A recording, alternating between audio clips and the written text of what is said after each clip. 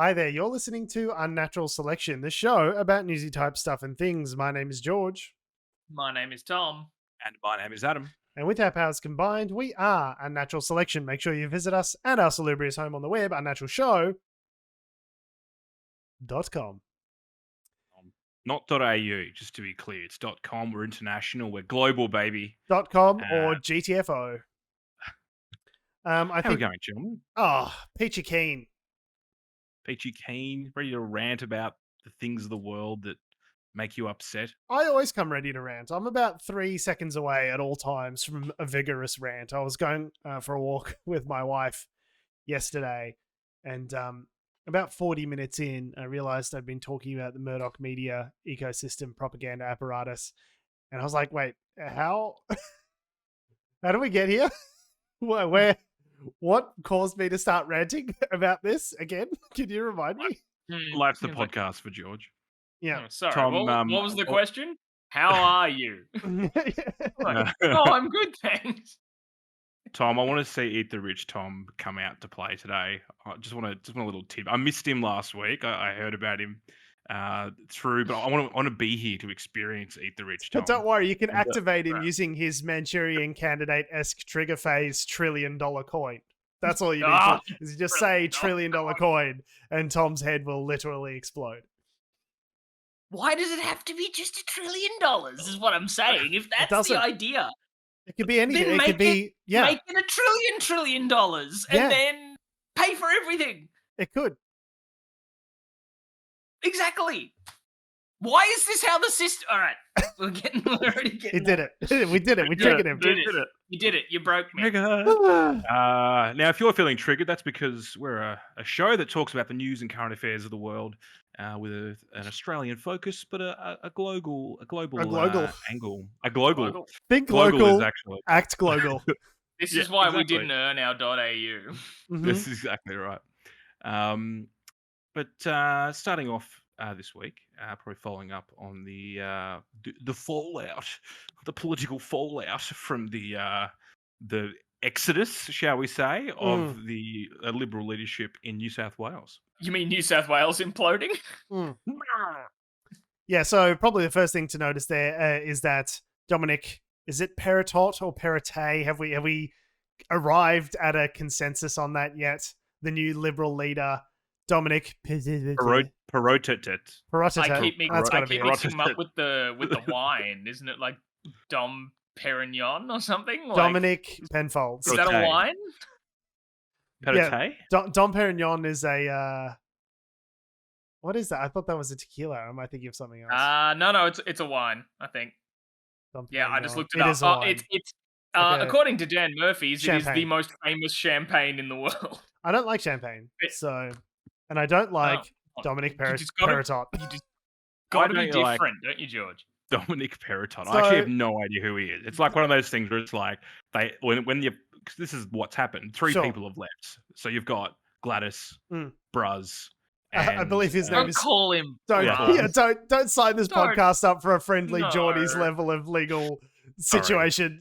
Sorry. John Pork Barilaro, I think is who you're referring to there. And what was the third one?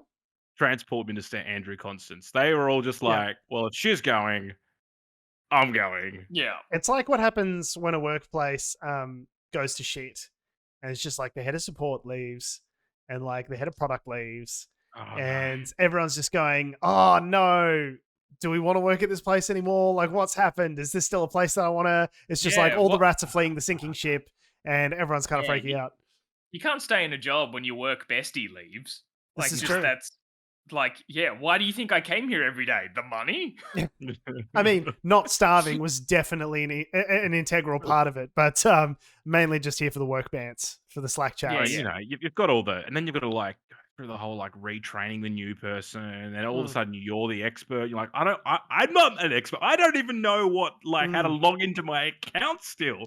Yeah. But I'm meant to train this person. I don't want to do that. But I really only now got a handle on all the different Slack channels, so I don't know why I'm responsible for the work of 3 people. So Dom Perignon is I think it's perfect, by the way, for a Liberal leader to be called Dom Perignon. Like, I think that's thematically consistent.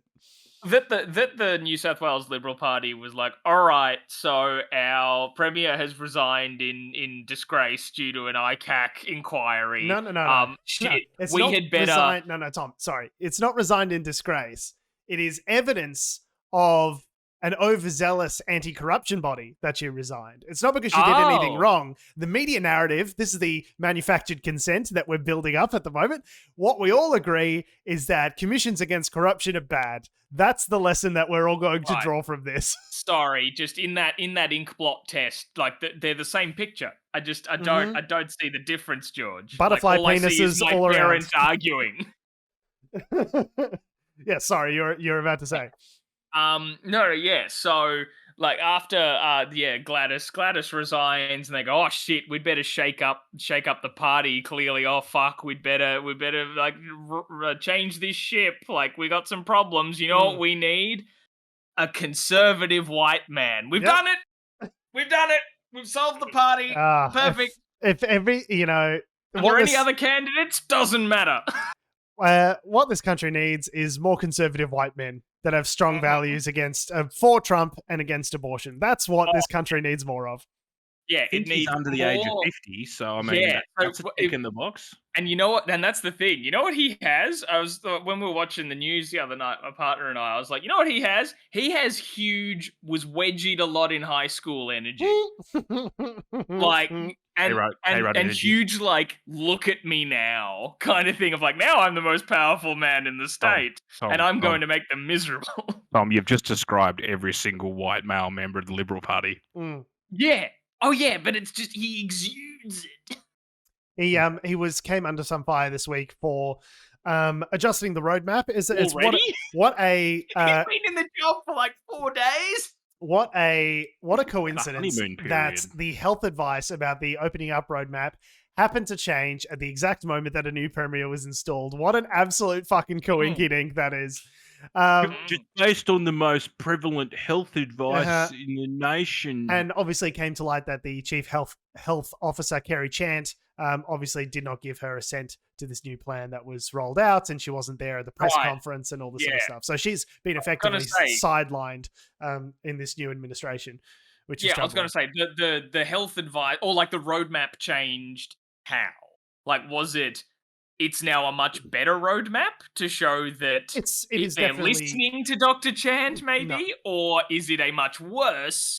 So Gladys refusing to release the actual health advice they've been being given, which seemed sus as fuck. That was the listening to the advice version? It was, I guess, closer to the listening to the advice version than what we've currently got. Holy shit. Roadmap is loosey-goosey. And when journalists asked him, rightly so, like, hey, you know, you're allowing more mixing in homes, you know, less places where you're obliged to wear a mask, all this sort of stuff, which we know leads to transmission, which we know leads to deaths as a result of the coronavirus. Anger leads to hate. Yes, and hate leads to the dark side.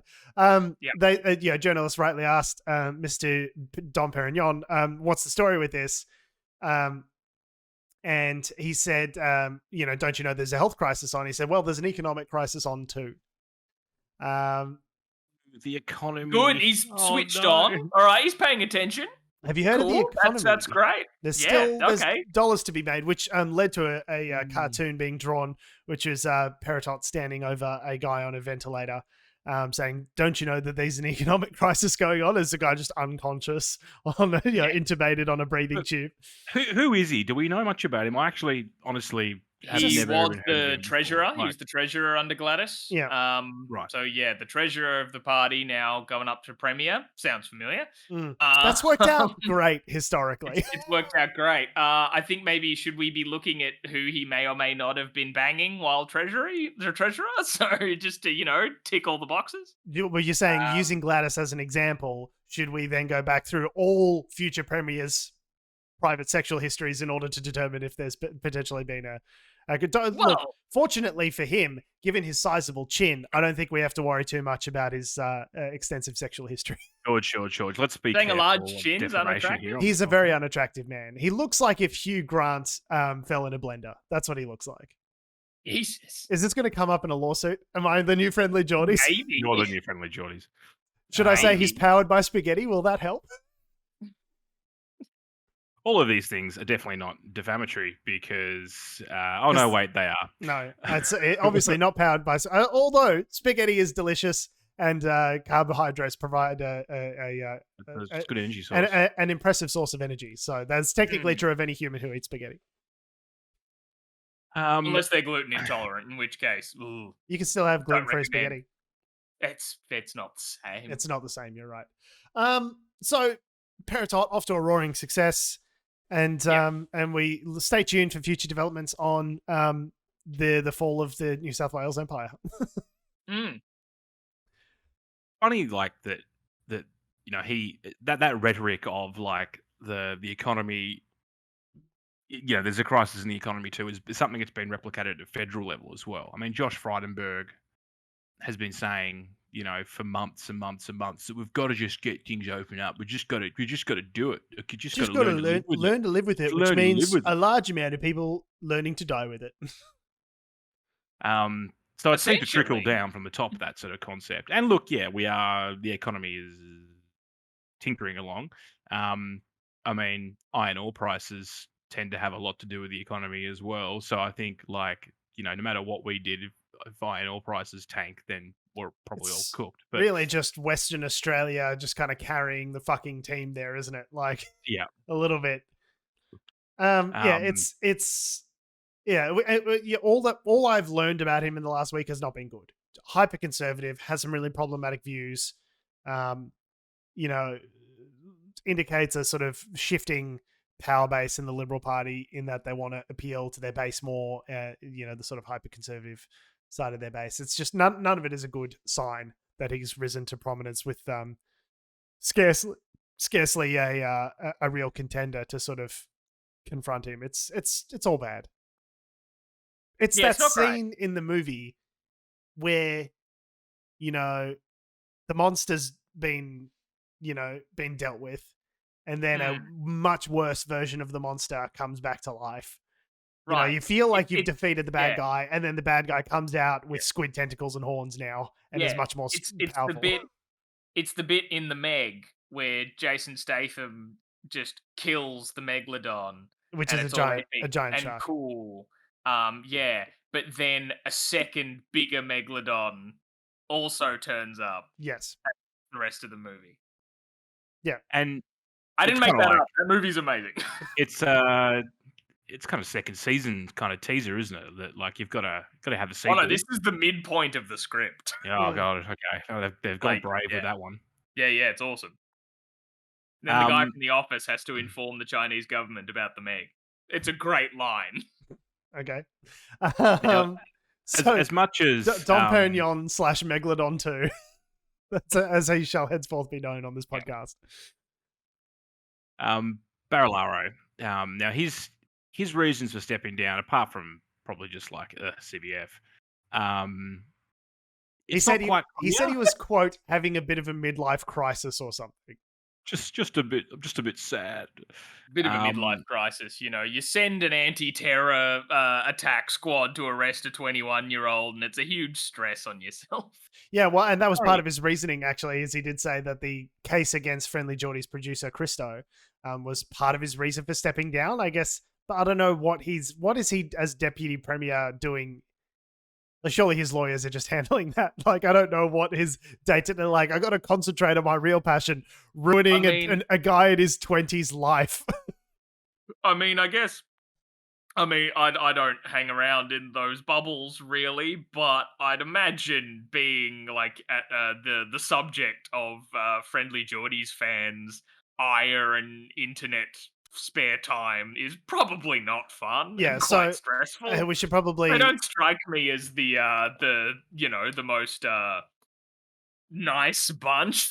So we should clarify. So Jordan Shanks, FriendlyJordies, a YouTube video creator, has made a series of videos about John Barilario, which, to be fair, aside from the racist vitriol, are quite good. in that they expose a litany of corruption and wrongdoing in a way I think that's... when you have to preface your comment on someone with, aside from the racist vitriol, as someone with an Italian background, I personally find the Italian racism fairly funny. So I'm not gonna have a go at him on that account. But yeah, when you see some of the things he said in print, doesn't look great. No, it doesn't look great. That was the running on spaghetti comment that we had earlier. There was a lot of, all this sort of stuff. But the the real proper content of the videos exposing, potential conflicts of interest and corruption that John Barilario may or may not have had a hand in are actually like pretty good citizen journalism. And I think the media at large would do well to take some of those cues and actually run with some of those stories. Kind of a moot point now because he's resigned. But so he's being sued by John Barilario for defamation. And his producer, Christo, who's, as you say, 21 or something like that, was arrested by the Fixated Persons Unit in Sydney. So basically, the implication there is that Barilario turned the apparatus of the state to a YouTube producer, comedian kid, which is pretty uncool, which we talked about on the show a couple months ago. So that's the background on all of that. So so Barilario has now resigned. Yeah, it was like 2 days after Gladys did. We're all like, but why though?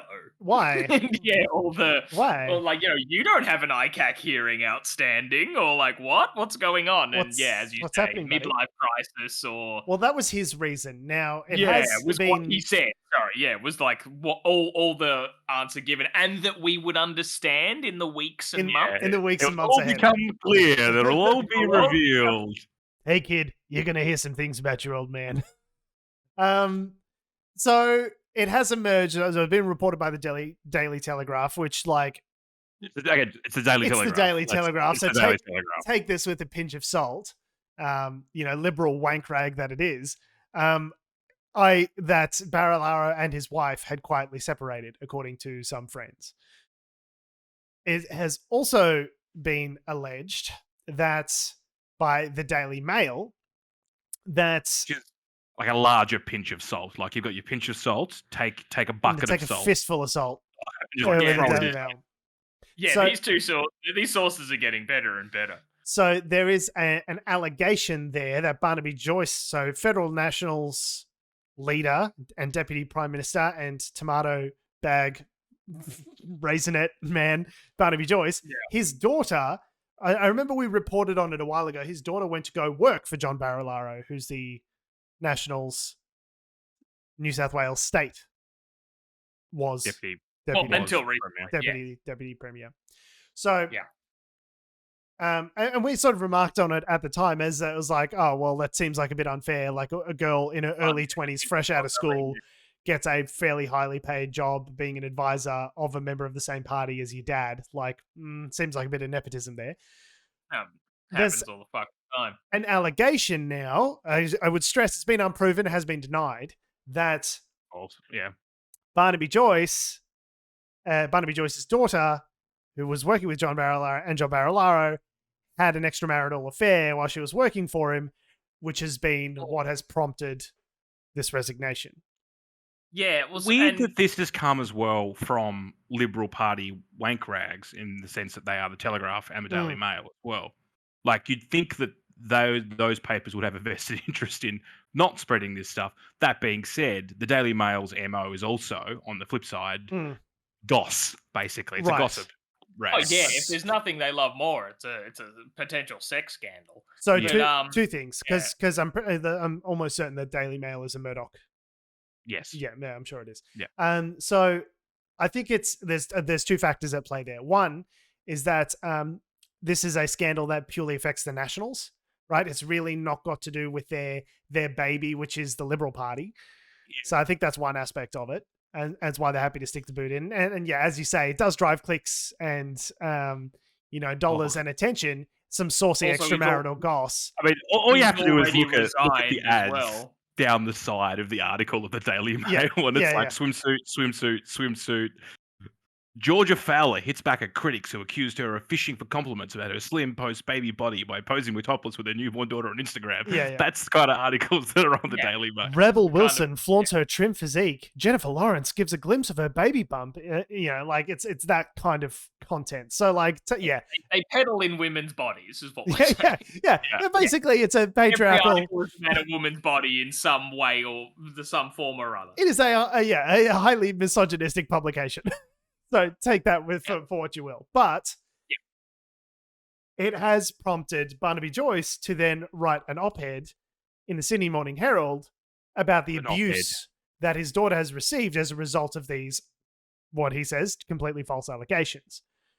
But the problem is he's completely Streisand affected the whole story by blowing it up into this larger story. And ScoMo's kind of taken his back by saying, these scurrilous lies that Facebook is allowing to proliferate on their platform about Barnaby Joyce's daughter. And I'm seeing this going, wait, what about Barnaby Joyce's daughter? What's this story?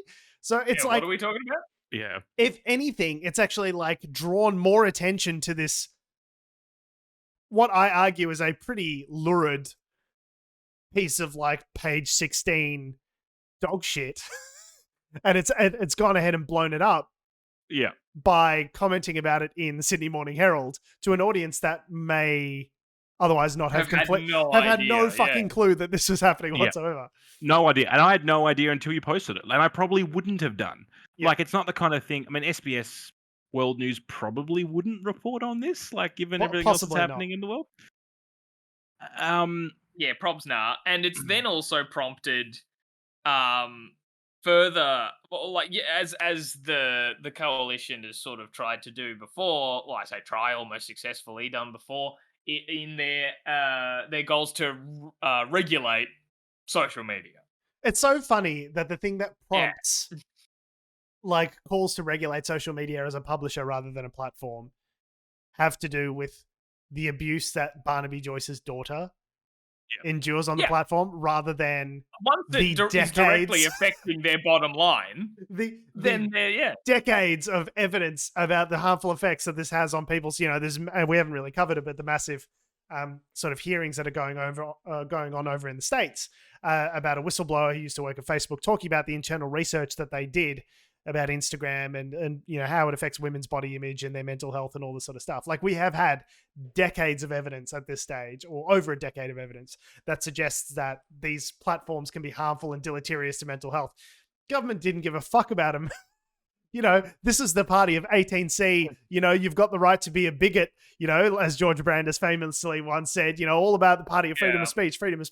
But all of a sudden, Barnaby's daughter gets caught in the crosshairs, and it's we're going to regulate these motherfuckers out of existence. And ScoMo jumping in to say social media is a coward's place where people can be anonymous and just say some bullshit, and it's not right. And I'm but you didn't have a problem with it when it was someone with too many zeros on the end of their Twitter name saying I think that Dan Andrews is a cunt, right? Yeah. And they don't care when the anonymous people are slandering their enemies. Interesting, the Twitter mob is only a problem when it's when it's going after one of your own rather than the other side. When it's all Dictator Dan and Nazi Dan memes, that's totally fine. That's all fair play. But it's a bit of a joke.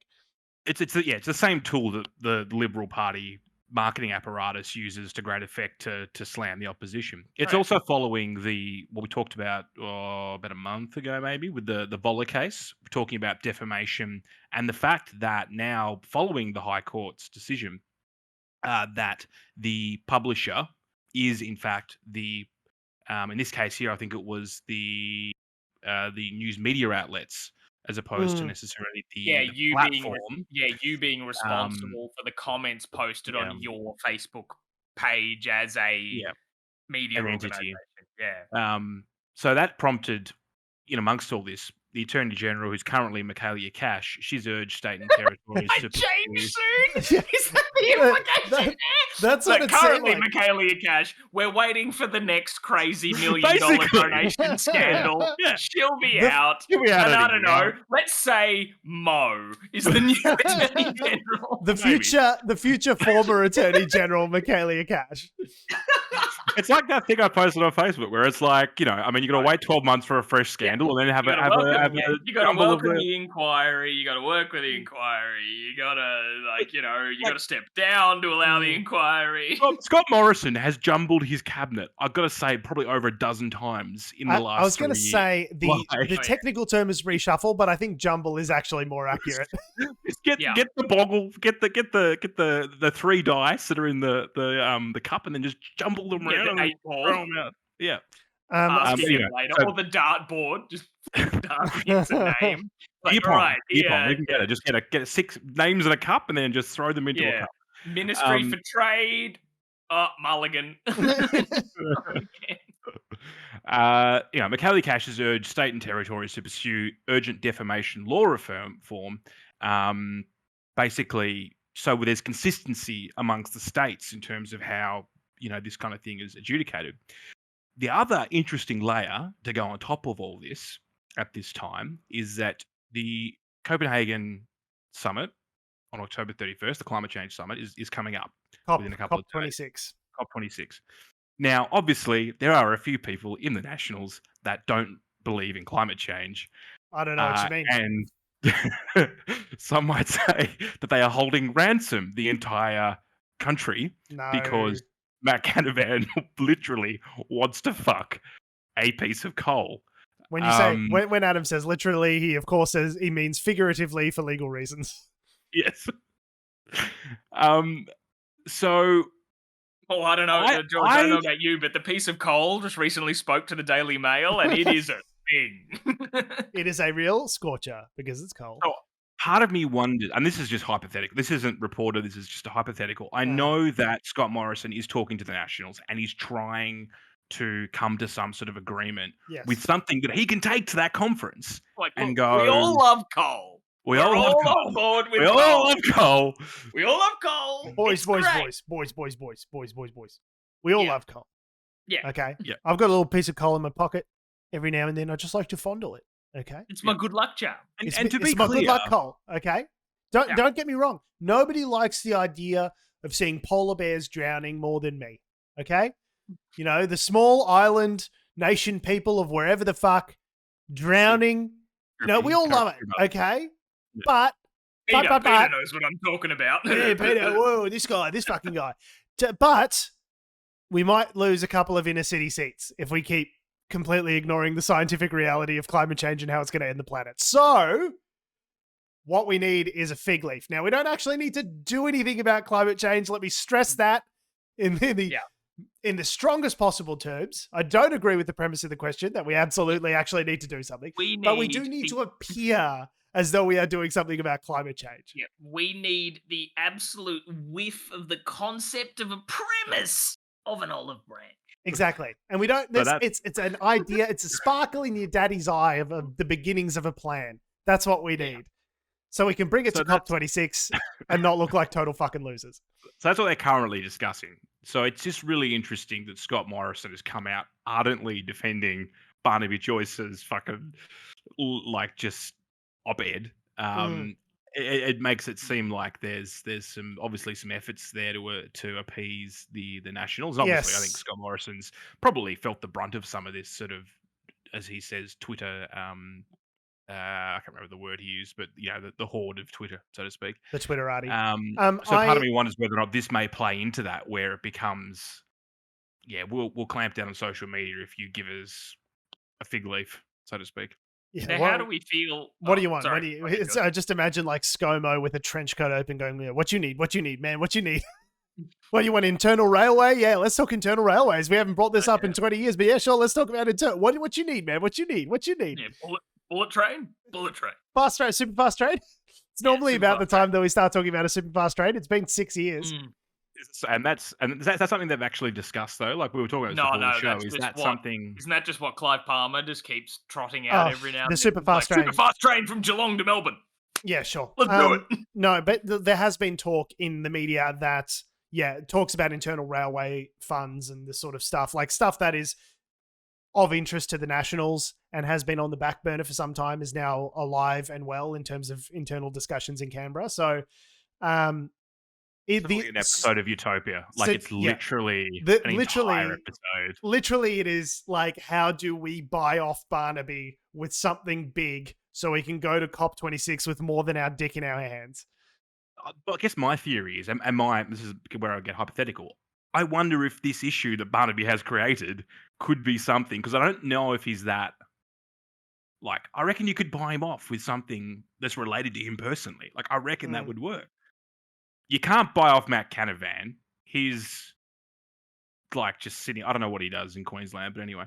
But if you can get enough of the Nationals to jump on board, then it doesn't matter if you've got one or two. Yeah, the Nationals are the ones that need to be sort of talked around. They're the ones that have the most sort of ardent opposition. Like, if you've got most of the inner city Liberal Party seats are convinced that something needs to be done about climate change. Like, if you listen to Frydenberg is now saying it, which is like Frydenberg. What's her name? Was it Karen Andrews? Whatever her name is, the seat of Hume. I forget. Yeah.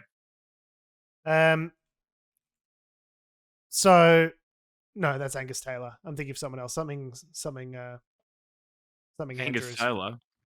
Revolutionary energy policy from Angus Taylor. Oh yeah. Now. Yeah, there are LNP ministers that are in inner city ministers that are on board with climate change. It's really just a case of getting the most recalcitrant members of the Nationals happy, buy them off with something so we can, go to COP26 with some sort of emissions target. And this is hot on the heels of the Business Council here in Australia. They have shifted their position. Okay, the Business Council of Australia, which represents some of the largest businesses, they're in the interest of business.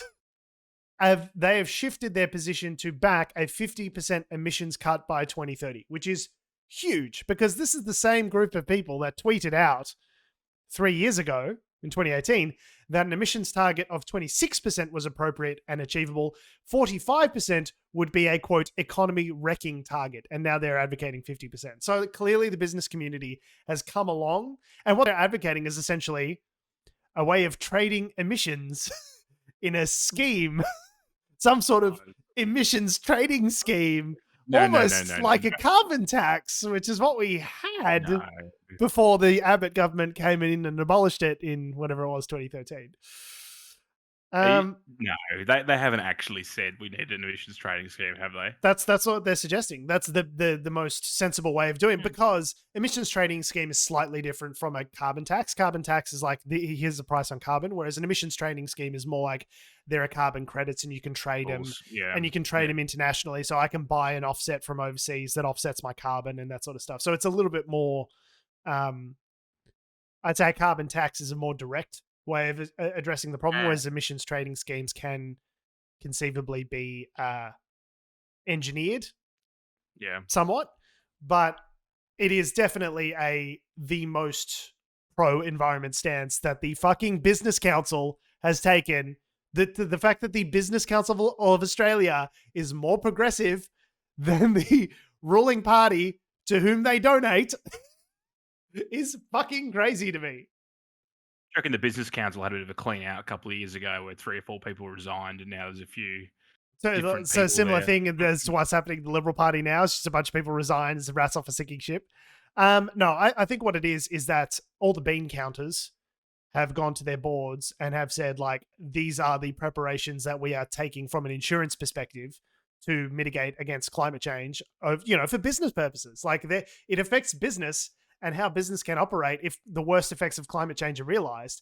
And all of the insurance, insurance premiums are going up and all the sort of stuff because they're factoring in the effects of climate change. But it's probably the fires that did this, because of all the claims that came in from the fires. They've gone, we had to pay a lot of money to there are economic impacts to big business as a result of the impending climate disaster. Well, Well, which is why, like, the Nationals being the party so against action on climate change. Like, I mean, I know, so many, like, coal mining towns or, like, et cetera, but farmers, agriculture, all these other, like, massive industries in the more rural communities where the Nationals have, like, big presence. Yeah, they're the people that are gonna burn alive if climate change takes over, right? Because our farmers need rain to help them with their crops. Yeah. Turns out drought, not so good for farmers. I remember... Fire! Both ends of the spectrum are pretty shit for farmers. I remember seeing a story from the New York Times just recently where they were talking about how some areas are basically just going to not be able to get flood insurance anymore. Like, it is not fiscally viable. It's not profitable for these insurance companies to keep offering flood insurance at the rates that they're currently offering them in some areas because of the high risk of, flooding and hurricanes and all sort of stuff. And that is a direct result of the climate disaster. Like, it doesn't take a genius to figure out, like, worse and more frequent dangerous weather events will have a deleterious impact on business, and like, to include that in your forecasting makes sense. I don't know why we didn't do it 20 years ago. I don't know why we're just waking up to this now, but I don't know. It's good. It's better than nothing. Like, it's not net zero by 2050 quite, but a 50% reduction by 2030 would be meaningful. And look, there are studies as well which show that, by transitioning to a cleaner energy mix, you create value in the economy. You add billions and billions of dollars. Yes. Now, I think I've been watching you've watched it a lot as well, George, the Economics Explained Tom Kelly podcast. And they were talking about our net exports are resources, like 63% or something are resources, which iron ore is pretty large. But I mean, it's easy to see why there's a vested interest in coal, in stuff you can dig out of the ground, because that's a factor of what a large part of the economy is based around. But just because we've done that for the last 50 years doesn't mean, or 100, 200 years doesn't mean that we should continue to do it. Yeah, the horse and buggy industry lobby might have been huge in 1910, but doesn't mean it's a future-proofed fucking industry when the automobile comes around. Like, things change and industries change, and you need to learn and adapt. Now, I am completely for the government spending whatever fucking money it needs to spend in order to reinvigorate these communities, mining communities, etc., that are going to be displaced as a result of this work. Retraining, new industries. Tell me how much it's going to cost to look after all of these fucking people that are going to suffer as a result of things changing, and then spend it. I don't care. Like, you do what needs to be done. But for whatever reason, it's just like, I don't know, there seems to be this real recalcitrance to, like, do anything. It's like, well, I'm a coal miner and that's all I know and that's all I'll ever do. And it's like, okay, but like, we can't let 40,000 people in different pockets of this country dictate policy for the remaining 25 million of us. Like, that's not how things work. Is that, like, we all acknowledge now that this needs to happen. We can argue over details as to how best to do it. But like, you can't. The Latrobe Valley, it just needs to happen. Not the whole state of Victoria, right. Well, yeah.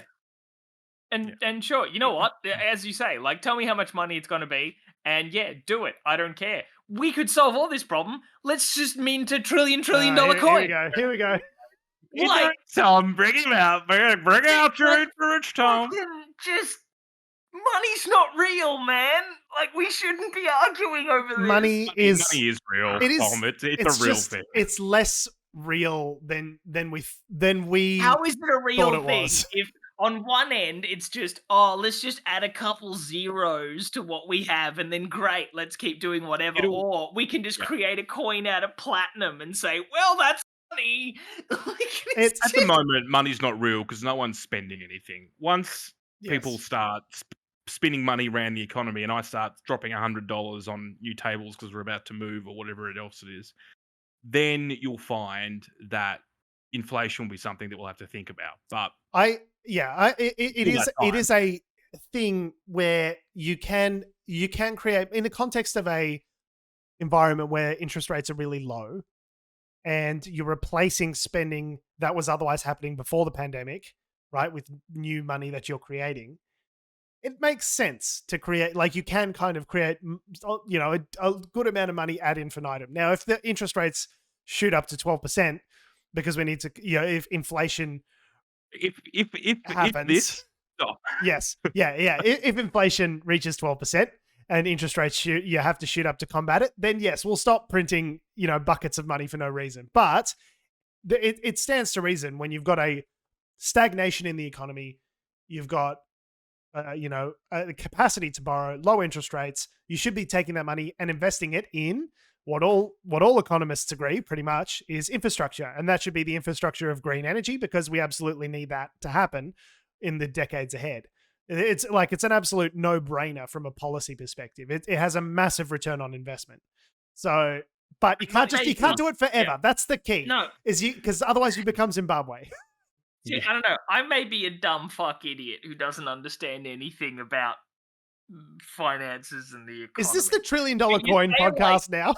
Is this just what just all roads lead back to the $1 trillion coin? We can't just be dropping $1 trillion coins ad infinitum, because if once interest rates hit 12% or whatever, we shouldn't do it. Well, probably 5 is where everyone will start freaking out. 5%. Okay, everyone will start freaking out. When you can't pay your mortgage at 4 or 5. Given the huge mortgages that people have racked up over the last 10 years with rising house prices. My point is, we talk about that like it's an inevitability.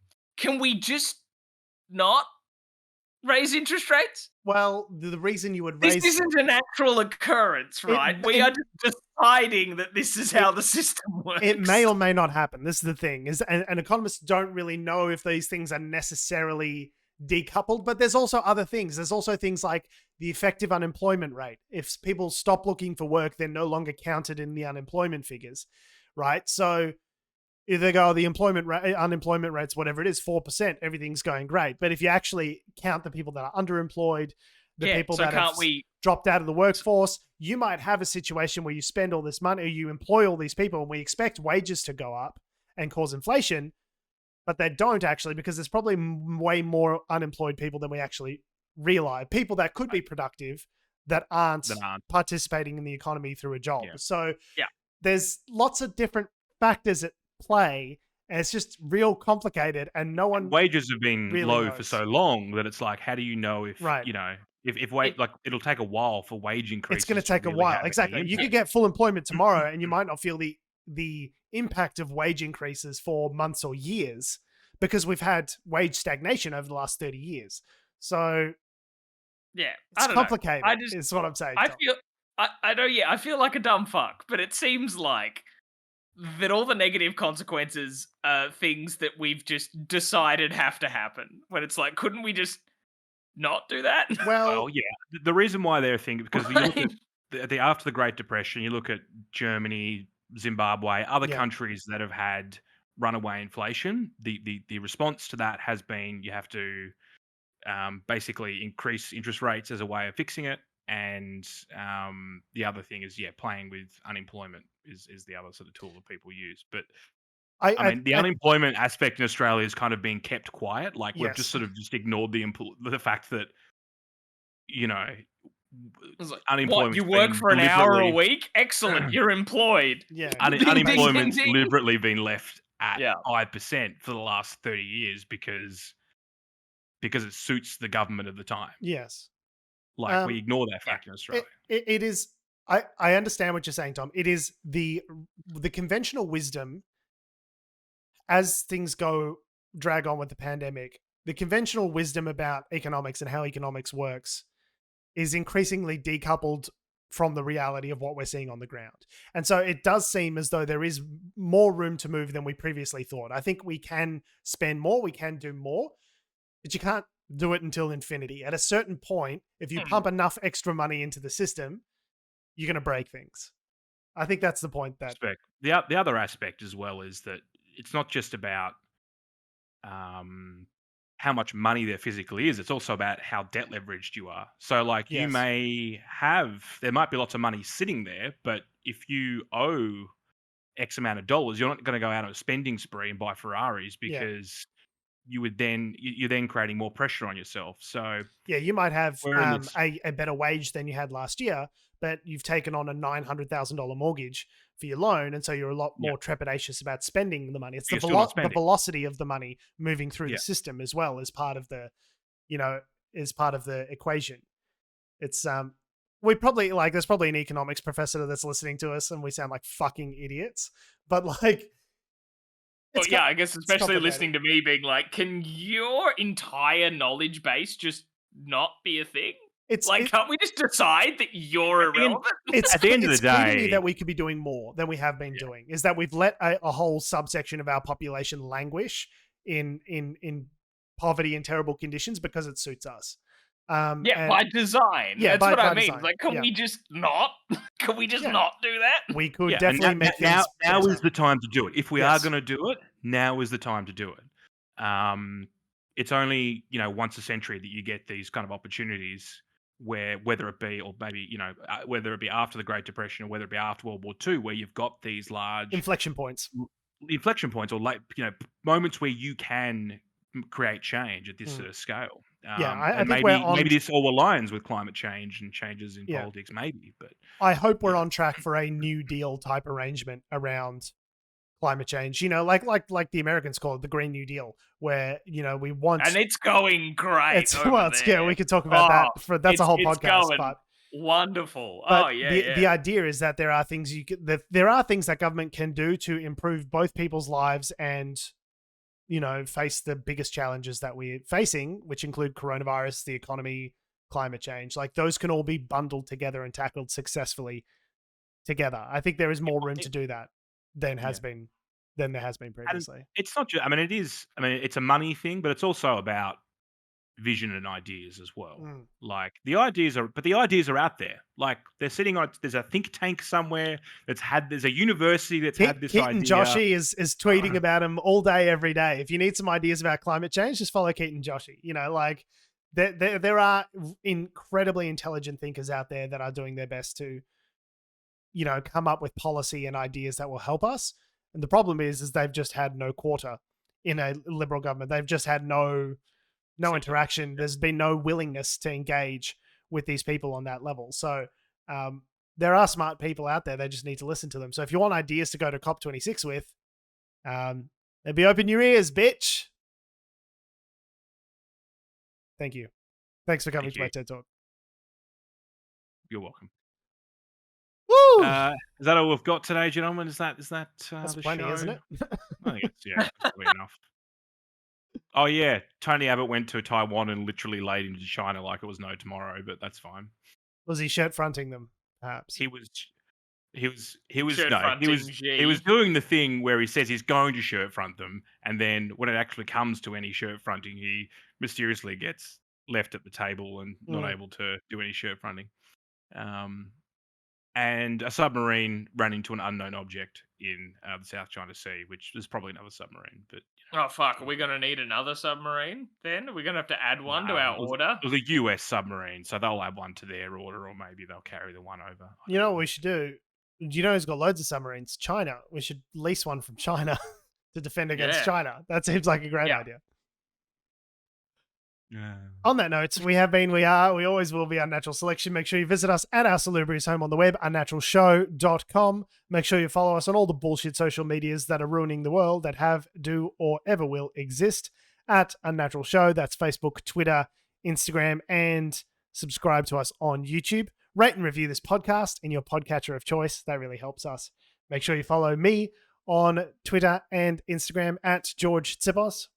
You can follow me on Twitter at Tom D. Heath. You can follow me on Instagram at AC Doreen. And you can follow us all down at Keaton Joshi's Twitter page, Keaton J.O., for lots of good information about climate change and how ScoMo is going to be a complete fucking embarrassment at COP26 if he goes, which he may or may not.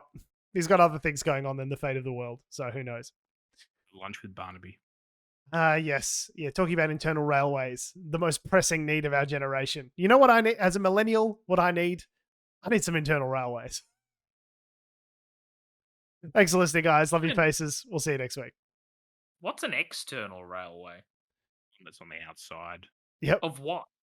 Your body. The country? We're going to be building a railway outside of Australia? In the air. Otherwise, all railways are internal. That's a good point. It's like all sugar cookies are cookies. They're just cookies. But not all cookies are sugar cookies. Thanks for listening, guys. Love your faces. We'll see you next week. All thumbs are fingers, but not all fingers. Okay, I'm desperately trying to end the show. So if you just let me do that, then... No, actually, the last one I want to bring up is one of my workmates insists your stomach thinks all potatoes are mashed potatoes. And it breaks my brain. Is your friend a stoner by any chance? No, he just loves a good, he has strong opinions on things. Love your faces. Thank you very much. Goodbye. We'll see you next week.